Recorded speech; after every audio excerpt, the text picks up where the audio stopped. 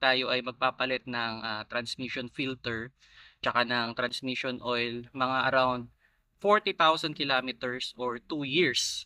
Okay? Although, kung hindi niyo naman ma-accumulate agad yung 40,000 kilometers, pwede niyo namang i-extend yung years. Pwede niyo maybe up to 3 years, okay pa yan. Okay, pero mas maging mahigpit kayo sa kilometers. Okay, so kung na-accumulate niyo na yung 40,000 kilometers, palit na kayo ng CVT fluid. Okay, lalo na dito sa BIOS, medyo maselan din yung kanyang CVT fluid. Kailangan as much as possible galing kasa, mga paps. Okay? Huwag kayong bibili sa labas kasi ito sa kasa nasa I think 2,900. Pero sa labas mabibili mo lang to ng mga 1,500, 1,000. Well, peke 'yun. Ito namang CVT filter, I think nasa ano to nasa 1,000 plus, 1,100 yata. Sa online ko lang din binili. Okay? So yan. Then